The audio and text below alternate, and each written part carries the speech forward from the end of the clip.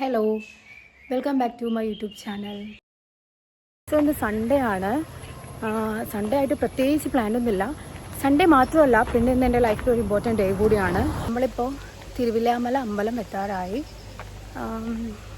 ഇവിടെ നിന്ന് കുറച്ച് ദൂരമുള്ളൂ. പണ്ട് നമ്മളിവിടെ വരാൻ വേണ്ടിയിട്ട് കുറേ കരഞ്ഞിട്ടുണ്ട്. ഓരോ സ്ഥലങ്ങളിൽ പോകുമ്പോഴാണ് അവിടെ നമ്മൾ ചെറുപ്പത്തിൽ എന്തൊക്കെയായിരുന്നു കുറേ മെമ്മറീസ് വരുന്നത്. ഞാനും എൻ്റെ അനിയത്തിയും ഫസ്റ്റ് ടൈമായിട്ടാണ് ഒറ്റയ്ക്ക് വരുന്നത്. ഒറ്റയ്ക്കെന്നല്ല, നമ്മൾ വരാണെങ്കിൽ തന്നെ ആരുടെയും കൂടെ വരുള്ളൂ. ഇങ്ങനെ ഒറ്റയ്ക്കൊന്നും വിട്ടിട്ടുണ്ടായിരുന്നില്ല വീട്ടിൽ നിന്ന്. പക്ഷെ ഇപ്പോൾ നമ്മൾ ഒറ്റയ്ക്ക് വരുന്നു. ഈ സ്റ്റെപ്പൊക്കെ ഇവിടെ ഉണ്ടാക്കിയതാണോ അതോ എങ്ങനെ വന്നാണെന്ന് എനിക്കറിയില്ല. പക്ഷെ ഇതൊക്കെ നല്ല ഭംഗിയുണ്ട് കാണാൻ. അന്നൊന്നും അത് ആസ്വദിക്കാനുള്ള മൈൻഡ് സെറ്റ് ഉണ്ടായിരുന്നില്ല, പക്ഷെ ഇപ്പം ഉണ്ട്.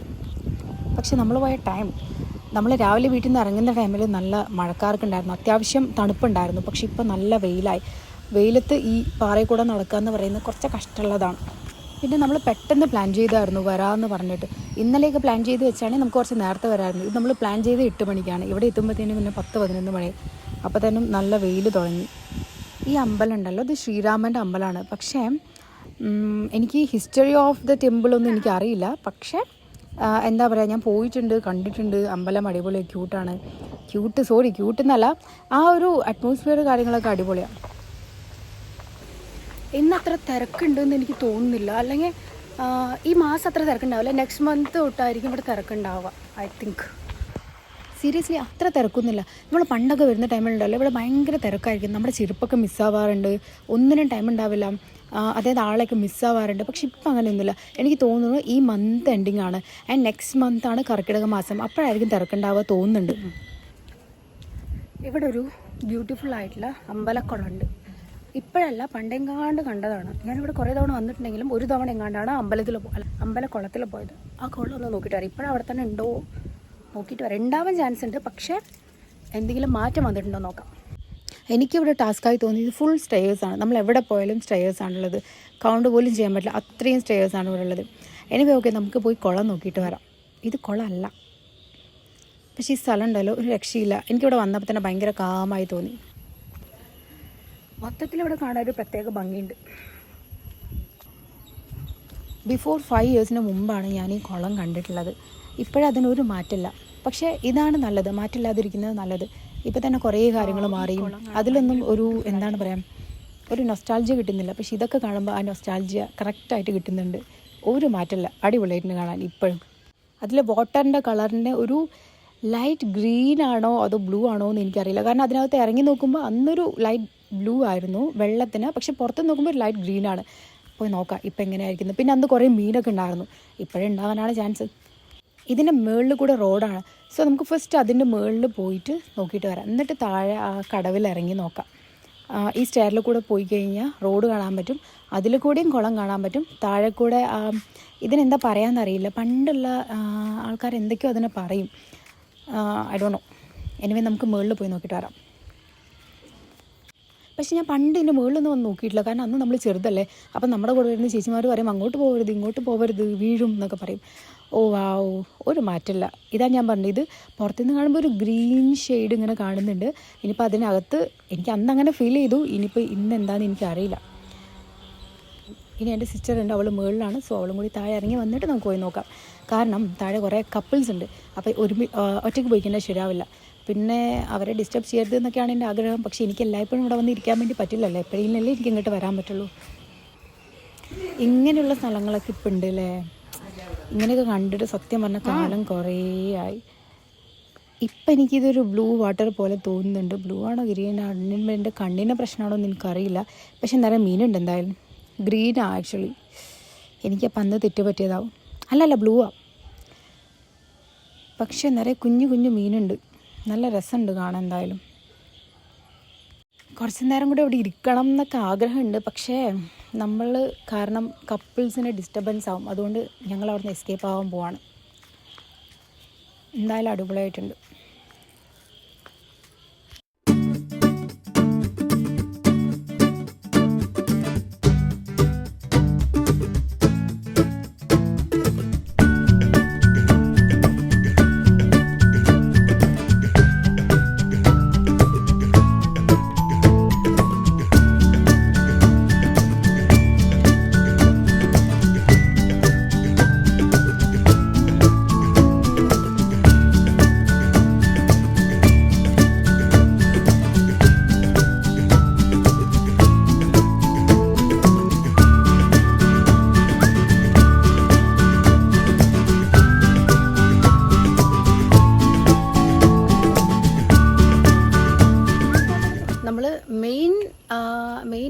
ഗോഡിനെ തൊഴുതിയിട്ട് വന്നു.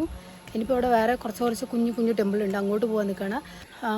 ഇനിയിപ്പോൾ ബാക്കിയുള്ള അമ്പലമൊക്കെ കണ്ടിട്ട് ഇവിടെ 12 മണിയാകുമ്പോൾ അടയ്ക്കുന്നു പറഞ്ഞ അമ്പലം ഓൾറെഡി നമ്മൾ തൊഴുതൊക്കെ കഴിഞ്ഞു. ഇനിയിപ്പോൾ ആ കുഞ്ഞു അമ്പലം കൂടി വിസിറ്റ് ചെയ്തിട്ട് നേരെ വീട്ടിലേക്ക്. ഓക്കെ,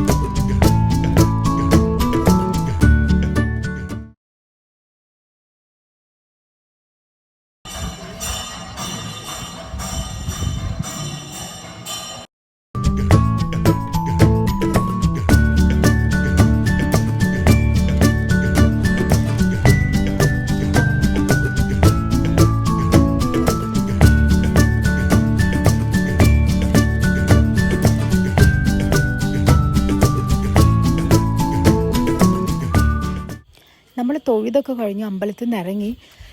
ഇനിയിപ്പോൾ നമുക്ക് പോകണം, വീട്ടിൽ പോകണം.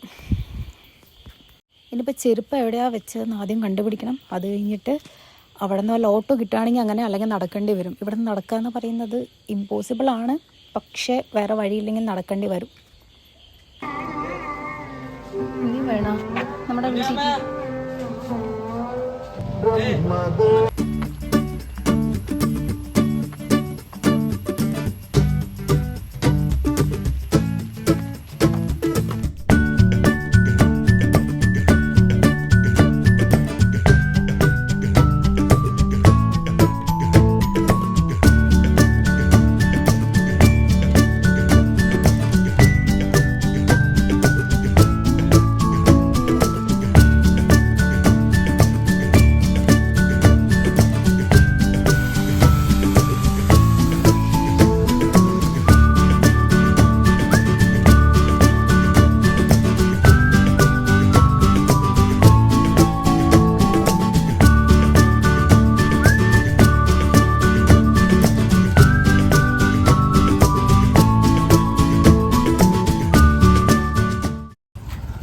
ഭാഗ്യത്തിന് ഒരു ഓട്ടോ കിട്ടി. ഇനിയിപ്പോൾ നമുക്ക് അതിൽ പോകും. പക്ഷെ നമ്മൾ അവിടെ നിന്ന് ഒരുപാട് ദൂരം നടന്ന് താഴെ എത്തിയിട്ട് നമുക്ക് ഓട്ടോ കിട്ടിയത്. അവിടെ നിന്നേ കിട്ടേണ്ടായിരുന്നു. പകുതി ദൂരമൊക്കെ നമ്മൾ നടന്ന് കഴിഞ്ഞിട്ട് ഓട്ടോ കിട്ടി. ഇത് കിട്ടിയിട്ടും വലിയ കാര്യമൊന്നുമില്ല, പക്ഷേ നടക്കാൻ വയ്യാത്തതുകൊണ്ട് ഓട്ടോയിൽ പോകുന്നു.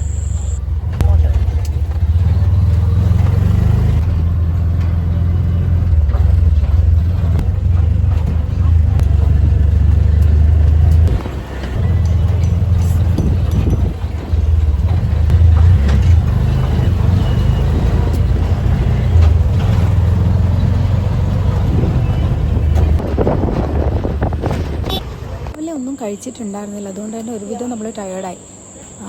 ഇനിയിപ്പോൾ ഇവിടെ വന്നിട്ട് എന്തെങ്കിലും കഴിക്കണം. ഇവിടെ ഞാൻ പണ്ട് വരുന്ന ടൈമിൽ ഒരു അടിപൊളി ഗ്രേപ്പ് ജ്യൂസ് കിട്ടുമായിരുന്നു. അപ്പോൾ ഞാനത് കിട്ടുന്നതായിട്ടാണ് വന്നത്. പക്ഷേ അവിടെ ഗ്രേപ്പ് ഇല്ല, അതിന് പകരം നമുക്ക് പൈനാപ്പിളാണ്. പിന്നെ പൈനാപ്പിൾ ജ്യൂസും ഒരു കട്ട്ലേറ്റും കഴിച്ച് നേരെ വീട്ടിൽ പോകാൻ വിചാരിക്കുന്നു. ബട്ട് ഇപ്പോൾ നമുക്ക് പോകാനുള്ള ബസ് ഉണ്ടോയെന്ന് അറിയില്ല. ആൻഡ് ഇതെൻ്റെ ഫേവറേറ്റ് അപ്പോളോ.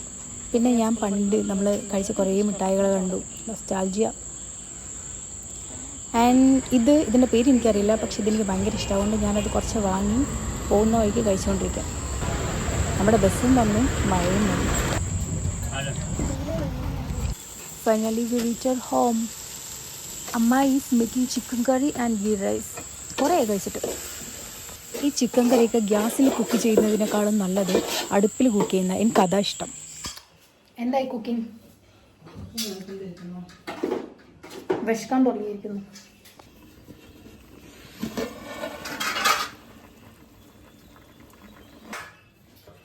സോ നമ്മൾ അമ്പലത്തിൽ പോയി വീട്ടിൽ വന്നു, എല്ലാം കഴിഞ്ഞു. അതിൻ്റെ ഇടയിൽ മഴ പെയ്തു, അങ്ങനെ എന്തൊക്കെ ഉണ്ടായി.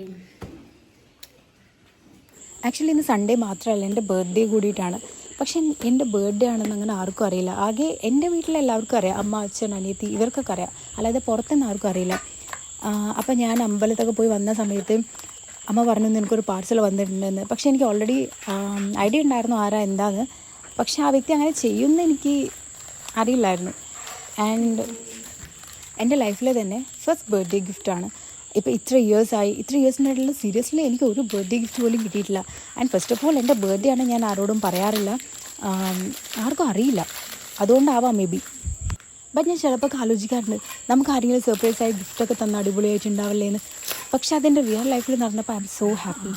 ഇതെൻ്റെ ഫസ്റ്റ് ബർത്ത്ഡേ ഗിഫ്റ്റ് ആയതുകൊണ്ട് തന്നെ എനിക്കിത് വളരെ പ്രീഷ്യസ് ആയിട്ടുള്ളൊരു സംഭവമാണ്. അതും എൻ്റെ ഒരു ഫേവറേറ്റ് പേഴ്സൺ തന്നുകൊണ്ട് എനിക്ക് അതിനേക്കാളും പ്രീഷ്യസ് ആണ്. സത്യമായിട്ടും ഗിഫ്റ്റിനേക്കാളും ആളെടുത്ത എഫേർട്ടാണ് എനിക്ക് ഇമ്പോർട്ടൻ്റ് ആയി തോന്നിയത്.